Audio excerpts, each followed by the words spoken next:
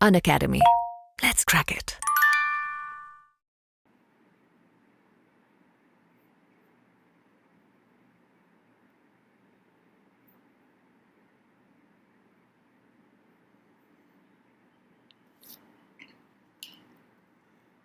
Hello दोस्तों, कैसे हैं आप सभी लोग। मैं एक बार फिर से जावेद फारूकी आप लोगों के सामने एक नए कोर्स में एक नए टॉपिक पे एक बार फिर से आप लोगों के सामने हाजिर हूँ। आप सभी का अनअकैडमी के इस यूपीएससी हिंदी अनस्टॉपेबल चैनल पे बहुत बहुत स्वागत है। इस चैनल पे दोस्तों हम लोग समय समय पे इतिहास से संबंधित जो भी महत्वपूर्ण तथ्य, जो भी महत्वपूर्ण कॉन्सेप्ट्स हैं या हिस्ट्री, जनरल स्टडीज या ऑप्शनल के जो भी महत्वपूर्ण सेगमेंट हो सकते हैं, history, art and culture, world history, post independence, modern history, उसमें हम लोग समय समय पे सारे पहलुओं पे बात करते रहेंगे। साथ ही साथ हिस्ट्री, करंट अफेयर से भी रिलेटेड, वो जो कि आपकी यूपीएससी एग्जाम के लिए, प्रीलिम्स, मेंस और इंटरव्यू के लिए महत्वपूर्ण है, उन बातों पे भी काफ़ी विस्तार से समय समय पे चर्चा करते रहेंगे। तो स्वागत है दोस्तों सभी बच्चों का जो लोग इस मेरी क्लास में हाजिर हैं। इस क्लास में इस कोर्स में दोस्तों पहले भी हमने यूनेस्को से संबंधित जो महत्वपूर्ण स्थल होते हैं उनके बारे में हमने काफ़ी विस्तार से 2 क्लासेस में चर्चा की है। आज इस कोर्स की ये आखिरी क्लास है जिसमें हम लोग यूनेस्को के विरासत सूची में शामिल होने की प्रमुख शर्तें क्या हैं, इसके अलावा दोस्तों इसमें सूची में शामिल होने के लाभ क्या हैं तथा सूची में शामिल होने में प्रमुख प्राकृतिक जो स्थल हैं उनके बारे में हम लोग विस्तार से चर्चा करने वाले हैं। तो क्लास की शुरुआत करने से पहले एक बार मैं अपना इंट्रोडक्शन आप लोगों को दे दूं। जैसा आप देख पा रहे हैं स्क्रीन पर, ये मेरा नाम है जावेद फारूकी। ये अनअकैडमी पर मेरी position, I am one of the masters educator of Unacademy, 11 years of teaching experience with India's leading and renowned institute and performed 200 plus elections। पिछले 11 वर्षों से सिविल सेवा के क्षेत्र में बच्चों को मार्गदर्शन दे रहा हूँ और लगभग 200 से भी अधिक सफल छात्रों की सफलता में मेरा थोड़ा या ज़्यादा योगदान है। जो चीज़ें मैं आपको पढ़ाता हूँ आपके सामने है। I am expert of history optional में इतिहास वैकल्पिक विषय के साथ साथ सामान्य अध्ययन के जीएस के सभी टॉपिक, हिस्ट्री के सभी टॉपिक के अलावा दोस्तों सोशल इशू, सोशल जस्टिस की भी क्लासेस समय समय पर लेता हूँ। ये मेरा रेफरल कोड है फारूकी सर 10। इस रेफरल कोड का इस्तेमाल करके आप अनअकैडमी के किसी भी सब्सक्रिप्शन पे 10% का डिस्काउंट प्राप्त कर सकते हैं। तो ये रहा दोस्तों मेरा इंट्रोडक्शन, टॉपिक का इंट्रोडक्शन। अब मैं आपको दोस्तों टॉपिक की एक बार कंटेंट लिस्ट दिखा देता हूँ कि हम लोग इस पूरी क्लास में किन किन महत्वपूर्ण पहलुओं पर चर्चा करने वाले हैं दोस्तों। ओके, तो एक एक करके समझते हैं। जैसा आप देख पा रहे हैं कंटेंट लिस्ट आपके सामने है। इसमें हम लोग इस पूरे चैप्टर में, यानी कि आज इस पूरे कोर्स क्लास में हम लोग 3 पहलुओं पर बात करेंगे कि यूनेस्को के संभावित विश्व धरोहर स्थल की सूची में शामिल होने के लिए क्या क्या विशिष्ट मानदंड है, क्या क्या शर्तें हैं, इस पर बात करेंगे। इसके बाद ये बात करेंगे कि यूनेस्को सूची में शामिल होने से किसी स्मारक को या फिर किसी सांस्कृतिक धरोहर को किस प्रकार के लाभ मिलते हैं। इन सारे लाभ पे भी चर्चा करेंगे और साथ ही साथ अंत में बात करेंगे कि यूनेस्को में शामिल कौन कौन से प्रमुख प्राकृतिक स्थल हैं जो यूनेस्को में शामिल हैं। तो इन पहलुओं पे भी चर्चा करेंगे दोस्तों हम लोग। तो आइए समझते हैं एक एक करके।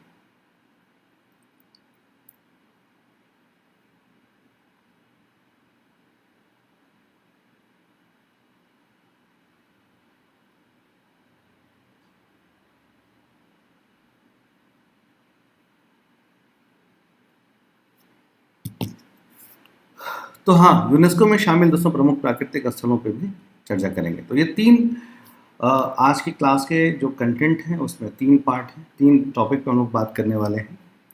तो एक एक करके तीनों टॉपिक पे समझते हैं और बात करते हैं। तो इसमें जो पहला सबसे महत्वपूर्ण बात ये है कि जो यूनेस्को में जो संभावित विश्व धरोहर स्थल में या यूनेस्को की जो संभावित विश्व धरोहर स्थल की जो सूची है, उस सूची में किसी देश के स्मारक को या मॉन्यूमेंट को या किसी मूर्त या अमूर्त सांस्कृतिक विरासत को शामिल होने के लिए क्या क्या महत्वपूर्ण मानदंड निर्धारित किए जाते हैं या कौन कौन से महत्वपूर्ण मानदंड होते हैं दोस्तों। ओके, तो इसमें हम लोग सबसे पहले इसके पहले की भी बातें आपको ये मैं बताता चलूँ दोस्तों कि यूनेस्को की विश्व विरासत सूची में शामिल होने की जो लिस्ट है, जो कैटेगरी है, यानी कि जो यूनेस्को की जो विश्व विरासत सूची है,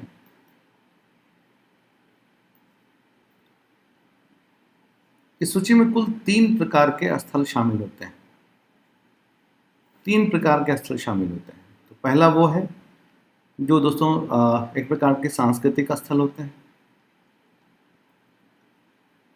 दूसरे वो हैं जो प्राकृतिक स्थल होते हैं। और तीसरे जो हैं दोस्तों वो मिक्स प्रकार के जो स्थल होते हैं, जो सांस्कृतिक और प्राकृतिक मिक्स प्रकार के हैं। वहीं दोस्तों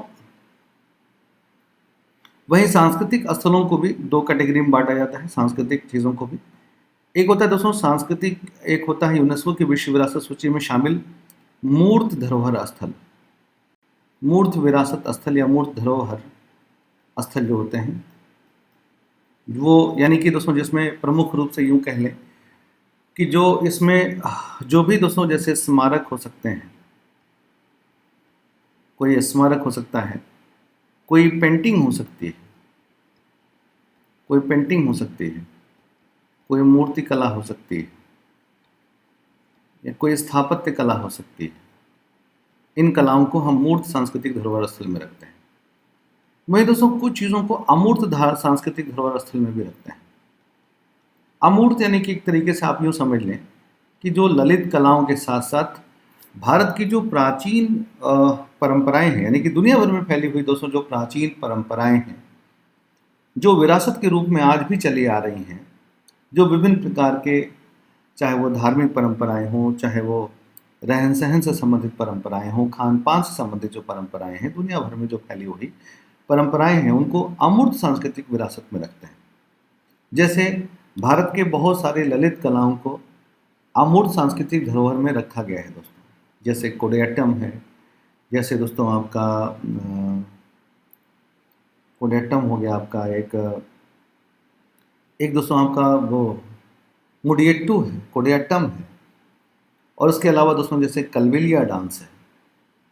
इसके अलावा दोस्तों और भी जैसे वैदिक चैंटिंग है, वैदिक मंत्रों की जो चैंटिंग है, इन सब को अमूर्त सांस्कृतिक धरोहर स्थलों में रखा गया है।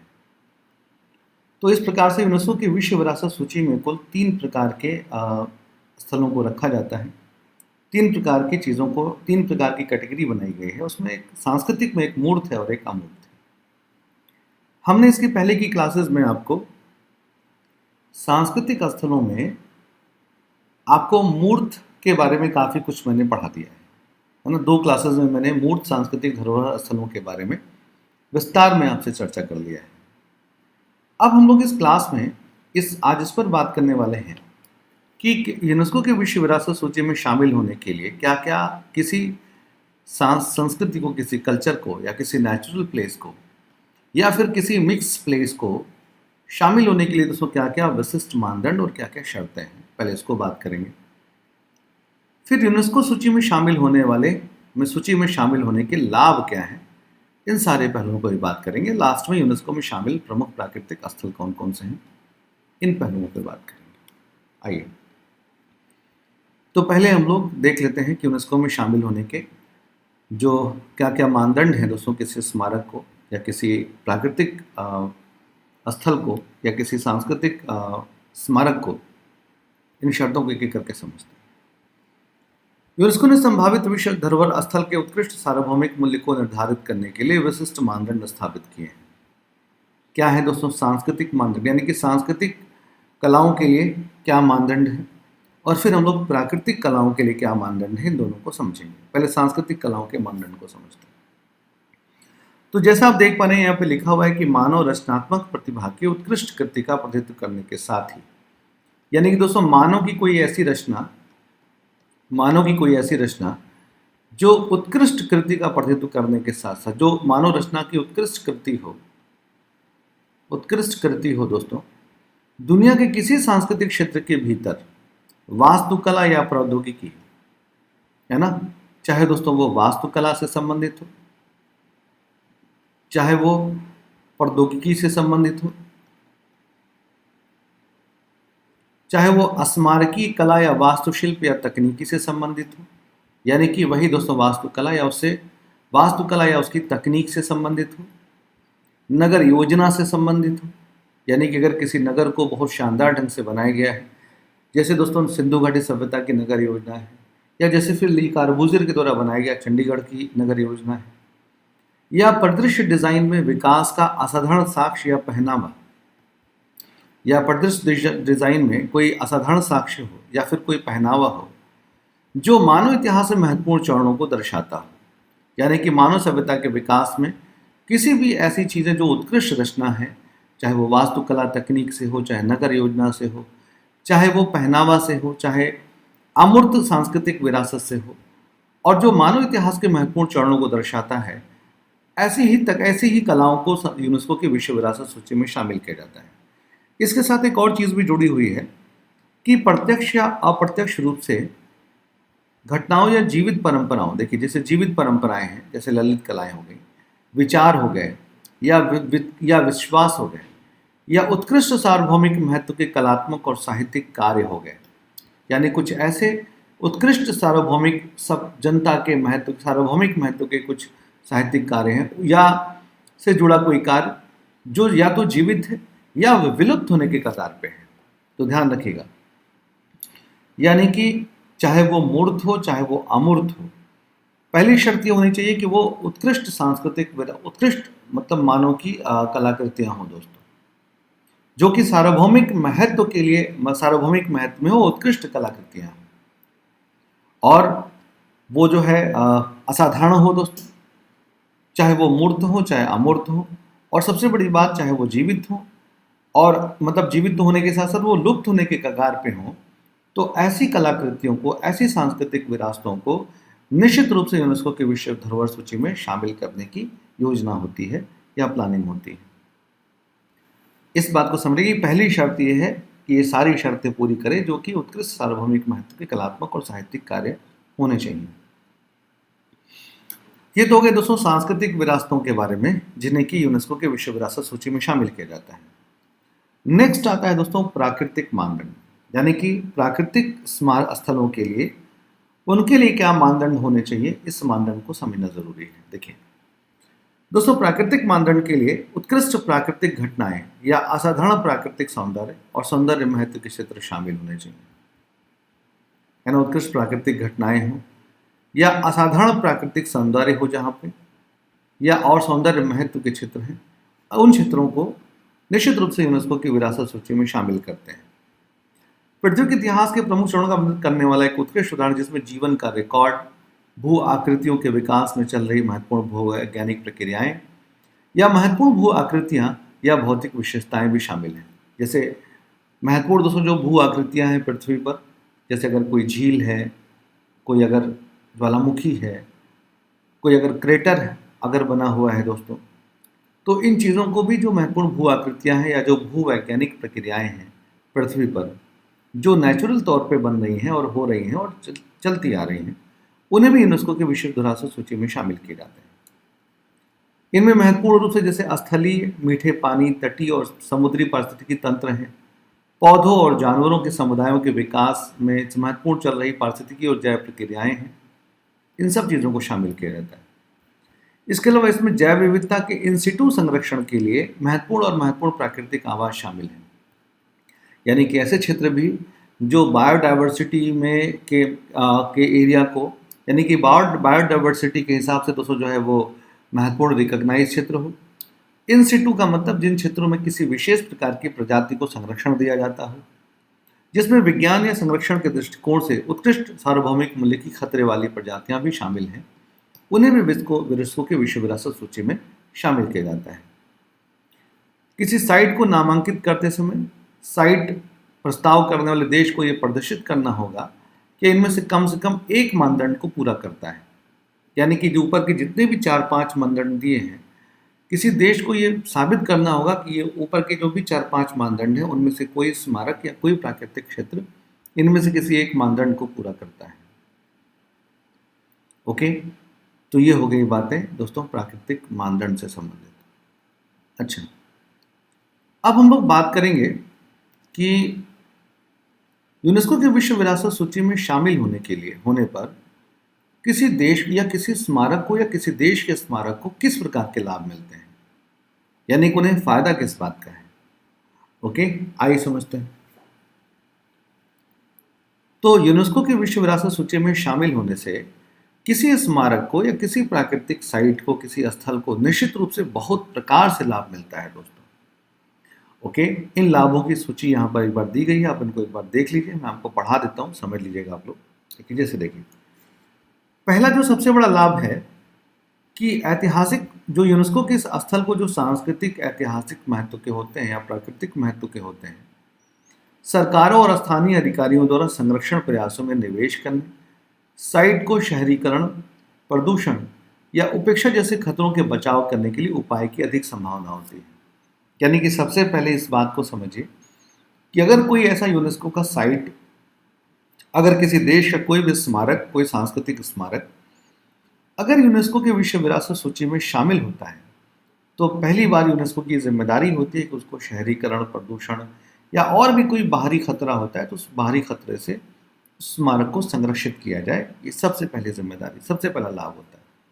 क्योंकि ये सारे के सारे हमारे सांस्कृतिक धरोहर है, इसलिए यूनेस्को की जिम्मेदारी है कि वो इसको संरक्षित करे अगर इसमें शामिल हो जाता है तो। साथ ही साथ दोस्तों, जब किसी बाहरी खतरे, आंतरिक खतरे या शहरीकरण या प्रदूषण से बचाने के बाद जो दूसरा बड़ा लाभ मिलता है कि इस सूची में शामिल होने के बाद किसी स्थल को वैश्विक मान्यता और प्रतिष्ठा मिलती है। ओके, यानी कि जब कोई स्थल दोस्तों वैश्विक, कोई स्मारक या प्राकृतिक स्मारक यूनेस्को जैसे अंतर्राष्ट्रीय महत्वपूर्ण संगठन में शामिल होता है तो उसको अंतर्राष्ट्रीय मान्यता भी मिलती है, प्रतिष्ठा भी मिलती है। और साथ ही साथ दोस्तों, ये जिस देश के स्मारक को शामिल किया जाता है उस देश के लिए राष्ट्रीय समुदायों में गर्व और जिम्मेदारी की भावना को बढ़ाता है ना। भाई, अगर हमारे देश में अधिक से अधिक स्मारकों को शामिल किया जाएगा तो निश्चित रूप से हमारे लिए ये गर्व की अनुभूति है। जैसा कि आपको पता है कि वर्तमान समय में टोटल 40 स्थलों को यूनेस्को की विश्व विरासत सूची में शामिल किया गया है दोस्तों। न केवल ये केवल गर्व और जिम्मेदारी की भावनाओं को बढ़ाता है, बल्कि ये अंतर्राष्ट्रीय मान्यता के कारण पर्यटन में वृद्धि का भी अनुभव करते हैं। जब कोई संगठन दोस्तों अंतर्राष्ट्रीय सूची में शामिल होता है, जब कोई स्थल किसी अंतर्राष्ट्रीय संगठन की सूची में शामिल होता है, इसका बड़ा फायदा दोस्तों ये मिलता है कि वहाँ पे पर्यटन का काफ़ी डेवलपमेंट होता है, वहाँ पे पर्यटन का काफ़ी विकास हो जाता है। तो वहाँ पे दोस्तों क्या होता है कि एक अंतर्राष्ट्रीय प्रतिष्ठा का अनुभव होता है। आगंतुकों की आमद स्थानीय समुदाय को आर्थिक लाभ पहुंचा सकती है, व्यवसाय को समर्थन दे सकती है, नौकरियां पैदा कर सकती है और अर्थव्यवस्था को बढ़ावा दे सकती है। ओके, ये कुछ एक दो बातें दोस्तों महत्वपूर्ण होती हैं। इसके अलावा विश्व धरोहर स्थल के रूप में पदनाम इस स्थल के ऐतिहासिक, सांस्कृतिक और पर्यावरणीय महत्व का अध्ययन करने और समझने के लिए विभिन्न क्षेत्रों के विद्वानों, शोधकर्ताओं और विशेषज्ञों को भी आकर्षित करती है। ओके, इस बढ़े हुए ध्यान से साइट के महत्व के बारे में बेहतर जानकारी मिल सकती है और व्यापक ज्ञान में योगदान हो सकता है। ओके, तो ये एक महत्वपूर्ण बात यह है दोस्तों कि शोधकर्ताओं को अपनी ओर आकर्षित करती है ये चीज़ें। अच्छा, इसके अलावा अपनी यूनेस्को स्थिति को बनाए रखने के लिए साइटों को कुछ संरक्षण मानकों को पूरा करना होता है। यह आवश्यकता सतत विकास प्रथाओं को प्रोत्साहित करती है। ये एक बहुत महत्वपूर्ण लाइन है दोस्तों, ये ध्यान रखिएगा कि मतलब ये इस बात के लिए बहुत ही महत्वपूर्ण है कि जो यूनेस्को में शामिल स्थल हैं वो कहीं ना कहीं दोस्तों सतत विकास की परंपरा में, मतलब सतत विकास की के मानक को पूरा करने वाले हों, मानक को पूरा करने वाले हों, है ना। ये साइटों के लिए कुछ संरक्षण मानकों को पूरा करना होगा, यानी कि इन स्थलों को जो इसमें शामिल होंगे वो अपने ऐसे मानकों को शामिल करेंगे जिसकी वजह से ये स्थल हमेशा के लिए दोस्तों आने वाले फ्यूचर की पीढ़ियों के लिए भी ये हमेशा के लिए बनी रहे, संरक्षित रहे और लोग इसके फायदे ले सकें। तो इस प्रकार से ये भविष्य की पीढ़ियों के लिए भी साइट की अखंडता सुनिश्चित होती है। साथ ही साथ अंतर्राष्ट्रीय सहयोग, यूनेस्को के विश्व धरोहर स्थल अंतर्राष्ट्रीय सहयोग और असहयोग को बढ़ावा देते हैं। सूचीबद्ध साइटों वाले देश अक्सर इन असाधारण स्थानों की सुरक्षा और प्रबंधन के लिए संरक्षण प्रयासों, ज्ञान, विशेषता और संसाधनों को साझा करने को मिलकर काम करते हैं। महत्वपूर्ण बात यह है कि दुनिया भर में फैले हुए जो भी यूनेस्को के संरक्षित स्थल हैं उस पर पूरे दुनिया भर के स्किल उस पर काम करते हैं दोस्तों। दुनिया भर के अलग अलग देशों के वैज्ञानिक, या जो पर्यावरणविद हैं, या दोस्तों जो सांस्कृतिक धरोहरों पे काम करने वाले लोग हैं, जो पुरातत्व से संबंधित लोग हैं, वो सब लोग मिलकर के एक साथ काम करते हैं, जिसकी वजह से अंतर्राष्ट्रीय सहयोग को बढ़ावा मिलता है। प्लस सांस्कृतिक विविधता को बढ़ावा देना, दुनिया भर के विभिन्न हिस्सों से विविध स्थलों को शामिल करने से विभिन्न संस्कृतियों और परंपराओं की सराहना को बढ़ावा मिलता है, या मानवता की सामूहिक सांस्कृतिक विरासत को संरक्षित करने के महत्व पर प्रकाश डालता है। और वहीं आपातकालीन सहायता और समर्थन, प्राकृतिक आपदाओं या साइट को खतरे में डालने वाली आपात स्थिति के मामले में यूनेस्को नुकसान को कम करने और बहाली के प्रयासों को शुरू करने में मदद करने के लिए सहायता और तकनीकी विशेषज्ञता भी प्रदान करता है। ओके, तो जैसा मैंने पहले भी आपको बताया कि यूनेस्को जो है वो खतरे से बचाने के लिए तकनीकी सहायता या फिर आर्थिक सहायता भी प्रदान करता है दोस्तों। तो ये बातें शामिल हो गई, ये बातें हो गई आपकी कि कोई दोस्तों स्थापत्य जो है वो या कोई स्मारक या किसी देश का कोई प्रमुख भी सांस्कृतिक या प्राकृतिक स्मारक किन परिस्थितियों में उनके पीछे दोस्तों क्या क्या चीज़ें होती हैं जो आप यहाँ पे समझ सकते हैं। ओके,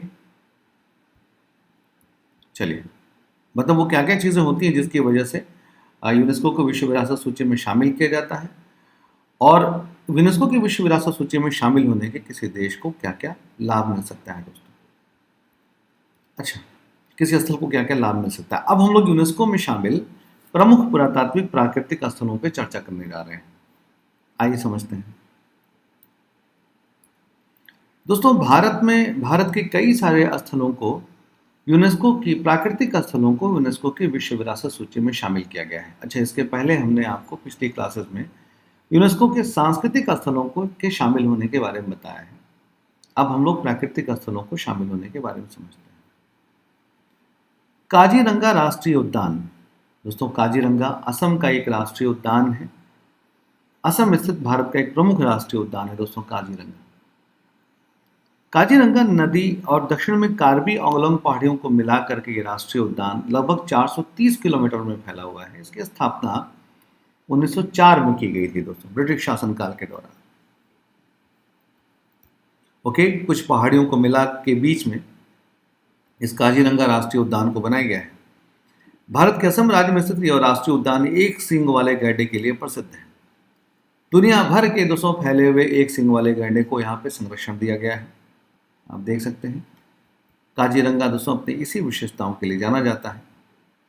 इस यूनेस्को के इस दुनिया के एक सींग वाले गैंडे सबसे बड़े राष्ट्रीय उद्यान में यूनेस्को द्वारा सन 1984 में इसे वैश्विक महत्व का स्थल घोषित किया गया था।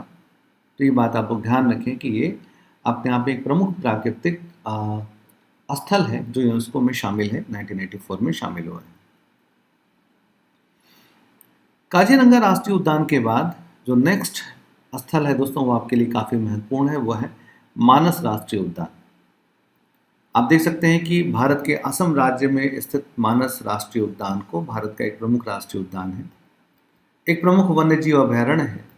इस राष्ट्रीय उद्यान की स्थापना वर्ष 1990 में की गई थी, 1990 में किया गया था दोस्तों। ओके, मानस के बारे में आपको पता है कि ये अपनी बहुत सारी विशेषताओं के लिए जाना जाता है। मानस नेशनल पार्क दोस्तों जो असम राज्य में ही स्थित है, इसकी खासियत ये है कि ये यहाँ पर बाघ और हाथी दोनों को आरक्षित किया गया है ना। कई बार आप लोग ये समझते हैं कि ये हाथी के लिए केवल आरक्षित है, नहीं दोस्तों, ये बाघ के लिए भी आरक्षित है और ये हाथी के लिए भी आरक्षित मानस जो है वो एक प्रमुख राष्ट्रीय उद्यान है। इस राष्ट्रीय उद्यान में कई लुप्त प्राय प्रजातियों के वन्य जीव और पक्षियां भी पाई जाती हैं, यानी कि इसमें बाघ और हाथी के अलावा इसमें अन्य कई लुप्त प्राय प्रजातियों और वन्य जीवों को संरक्षण दिया गया है। और अपनी इसी विविधता की वजह से, अपने इसी संरक्षण और अपने प्राकृतिक महत्व की वजह से यूनेस्को राष्ट्रीय उद्यान को 1984 में विश्व विरासत स्थल के रूप में घोषित किया गया है। चलिए आगे समझते हैं। तो ये रहा दोस्तों आपका दूसरा स्थल, पहला काजीरंगा, दूसरा मानस। तीसरा दोस्तों जो प्रमुख स्थल है वो है केवलादेव। केवलादेव राष्ट्रीय उद्यान की बात करें तो आप जानते हैं दोस्तों केवलादेव जो है भारत के राजस्थान राज्य के भरतपुर जिले में स्थित है। ओके, केवलादेव दोस्तों बहुत ही फेमस है, भारत के राजस्थान के भरतपुर जिले में स्थित राष्ट्रीय उद्यान है। जिसकी स्थापना 1982 में की गई थी। ओके, 1942 में इस केवलादेव राष्ट्रीय उद्यान की स्थापना की गई थी। ये राष्ट्रीय उद्यान विश्व के प्रसिद्ध पक्षी अभ्यारण्य में से एक है। ये दोस्तों पक्षी अभ्यारण्य है। आप जानते हैं कि यहाँ पे साइबेरियन क्रेन से लेकर के दुनिया भर के पक्षी, विभिन्न प्रकार के दोस्तों दुनिया भर के पक्षियों का यहाँ पे जमावड़ा होता है। और पक्षी अभ्यारण्य के रूप में जाने की वजह से इसको राष्ट्रीय उद्यान को यूनेस्को द्वारा 1985 में विश्व विरासत स्थल के रूप में घोषित किया गया है। यानी कि इसके पहले 1984 में काजीरंगा और मानस, और फिर दोस्तों केवलादेव को उसके अगले साल 1985 में। ध्यान रखिएगा दोस्तों कि आपसे एग्जाम में ये सारे फैक्चुअल इंफॉर्मेशन पूछे जाते हैं। आप सब लोग इनको बहुत बेहतर ढंग से एक नोट्स बना लीजिएगा, है ना, पढ़ करके लिख लीजिएगा कि कौन से स्थल को कब शामिल किया गया है, किस स्थल की क्या विशेषता है, कौन सा प्रमुख यूनेस्को स्थल जो है वो किन किन राज्यों में स्थित है, कौन कौन सी पहाड़ियों में स्थित है, वहाँ की भौगोलिक, आर्थिक, सामाजिक, सांस्कृतिक सारी विशेषताएं जो आप समझ सकते हैं, आप इनको नोट कर लीजिएगा।